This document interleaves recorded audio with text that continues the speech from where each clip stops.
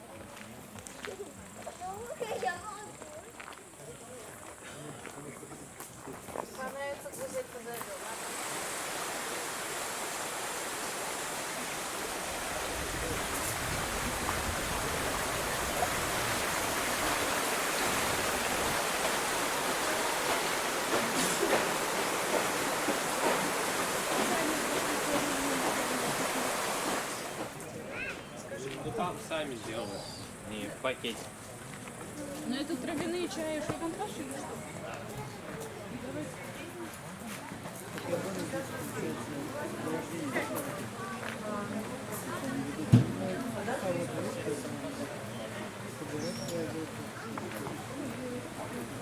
Сейчас объясню, как пользоваться фонариками.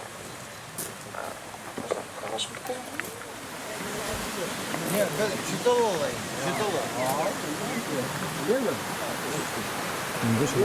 Нет, так бичушка, наша грибушка. Читала.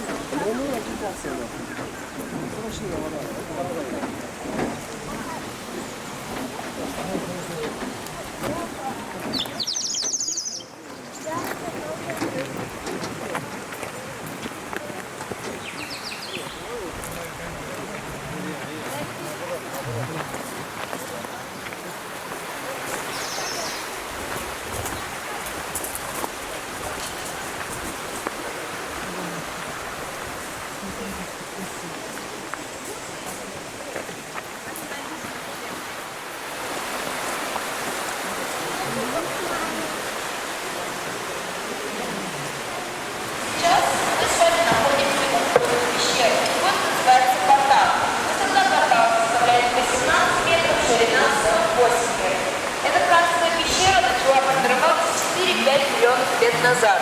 Карст – это процесс омывания водой горных пород. В формировании пещеры Шульган-Таш большую роль сыграла речка Шульган. Уходит под землю. Это место населения называют Кукан, что с перевода с башкирского означает «вода исчезла, пропала». После того, как речка уходит под землю, она проходит через всю пещеру и выходит у входа, образуя голубое озеро. Изученная глубина голубого озера составляет 103 метра. В озере и в речке температура постоянная, плюс 6 градусов, поэтому зимой она не замерзает. Напротив голубого озера есть еще одно круглое озеро диаметром 6 метров.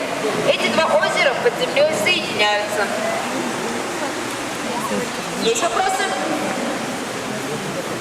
Если нет, пожалуйста.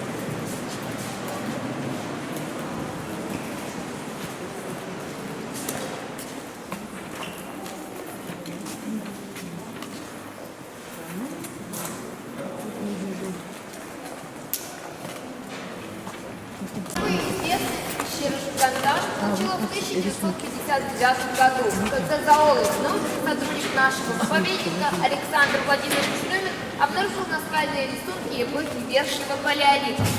Здесь вы можете увидеть только копии рисунков. Оригинал находится на втором этаже в зале рисунков. Вход туда закрыт. Его закрыли в 2004 году. Из-за массовых посещений людей микроклимат в пещере меняется и рисунки начинают портиться. Поэтому решили закрыть туда вход. Но копии полностью совпадают с оригиналом и с размерами и расстояниями между ними.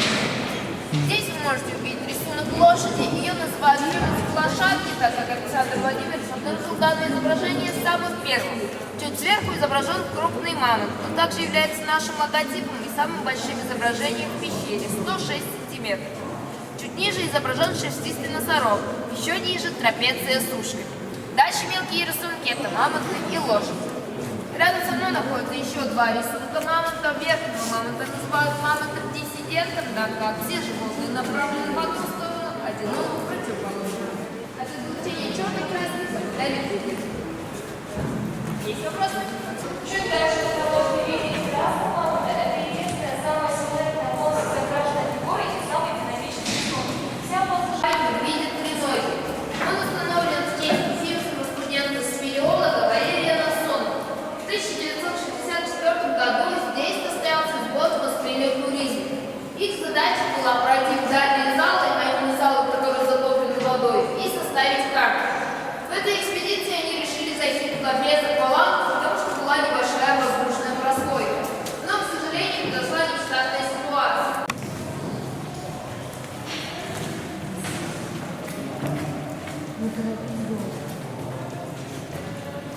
Сейчас мы с вами находимся в сталагмитовом зале. Он называется так, потому что здесь находится самый большой сталагмит в пещере. Вот он внизу, около карты. Сверху вы можете видеть сталактиты. Они образуются благодаря капающим каплям, которые просачиваются через щели пещеры, насыщаются различными минералами, в основном это кальцит. Кальцит кристаллизуется и образуются такие сосульки. Когда сталактит и сталагмит соединяются, образуются сталагнаты. Их мы увидим чуть позже наверху. Также в этом зале находится купольный зал. Вот он спереди у основания стены. Вход называется вход в горло. Все ходы, ведущие в дальние залы, на лето закрывают пленку, чтобы не проходил теплый воздух и не портил оригинальные рисунки. Зимой эту пленку убирают, и остается только железная решетка. Если посмотрите на карту, после входа в горло идет купольный зал. Он называется так, потому что там потолок куполообразной формы. Раньше он назывался танцевальным, так как пол там был ровный и сухой. Но сейчас там много неровностей, часто мокро. Его называют лицом Шульгана. Можете понять, фонарики?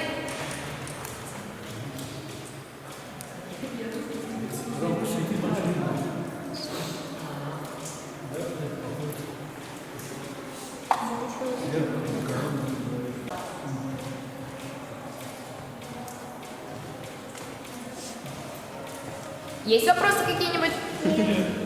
Если нет, сейчас мы будем проходить дальше. Там у прохода потолок низкий, поэтому берегите головы.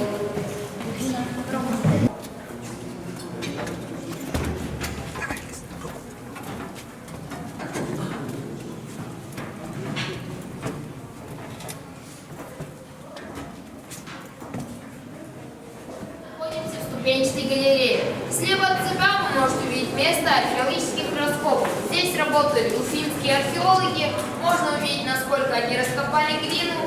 Также они оставили надпись «БГУ 1960 год».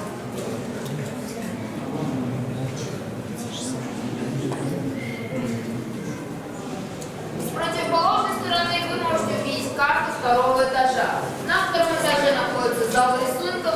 Также на стенде вы можете увидеть фотографии оригинальных наскальных рисунков. Копию одной композиции мы видели внизу, вторую копию композиции мы увидим чуть позже.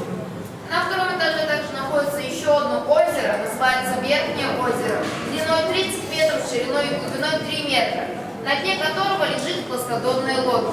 Саму лодку не смогли вытащить, так как она очень старая и рыхлая. Смогли вытащить только бесплотнюю, которая хранится в нашем музее, треугольное здание, пути сюда.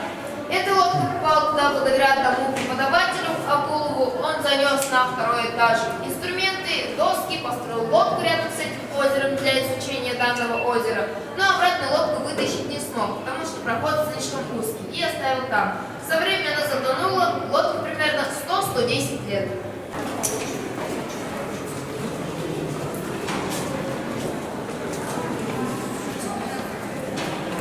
Мы с вами находимся на смотровой площадке. Это промежуток между первым и вторым этажом. Если посмотрите вниз, вы увидите тропу, по которой мы поднимались. Высота составляет 12 метров. Позади вас находится вход на второй этаж.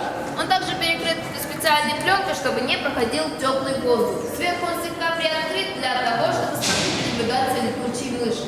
В пещере обитает 7 видов летучих мышей. Днем обычно они улетают в дальние залы и выходят только ночью. После этой пленки идет спиральная лестница, которая ведет выше на 15 метров, и дальше уже зал рисунков, где находятся оригиналы рисунков. Как я говорила ранее, пещера создает свои изображения, здесь есть несколько, сейчас покажу. Опустите все фонарики, пожалуйста. Вот здесь вы можете увидеть голову барана. Один рог, второй рог, самоголова. Она как будто смотрит на нас. Да. Чуть дальше вот в этой области можно увидеть мышку. Чуть ниже в белых натеках можно увидеть динозавра. Вот голова, туловище, ноги торчат снизу и хвост идет. Чуть выше можно разглядеть крокодила, опустить фонарик, чтобы понятнее было. А вот голова, глаз, дальше туловище идет. Также вот этот белый натек похож на рыбку или жирафушку. Все, что видишь. Летучая мышь, да. Сейчас мы будем спускаться по лестнице. Спуск очень крутой, поэтому не торопимся, не толкаемся. Так, стоп. Торопись.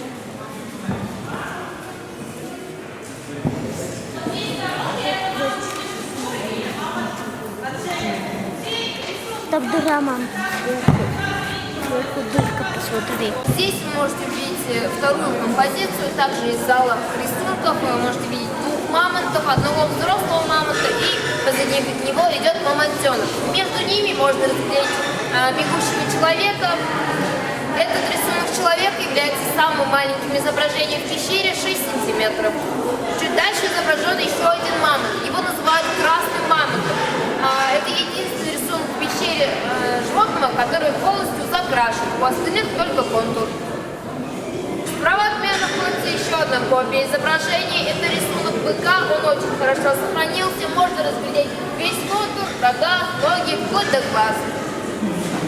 Копии рисунков из зала хаоса. Так называемые лошади из зала хаоса. Изображены две лошади. Верхняя предположительно мертвая, так как можно разглядеть торчащее копье сверху. Между ними находится трапеция без ушек. Чуть дальше еще одна трапеция без ушек. В данном случае трапеция без ушек играет роль портала, то есть от мертвых к живым, или от живых к мертвым. Есть такая теория. Также еще одна теория, что затрапеция без ушек, возможно, это знак племени, а количество полосок — это количество раз, в которые они посещали пещеру. Всего в пещере было обнаружено 197 изображений, возраст которых составляет 14-17 тысяч лет. Есть вопросы по всей экскурсии? Нет, спасибо большое. Если нет, экскурсия подошла к концу, к часу выхода я соберу у вас фонарики, обратно заходить в пещеру без сопровождения экскурсовода нельзя. Спасибо за внимание. Идем на выход. О. Кто-то туда убежал.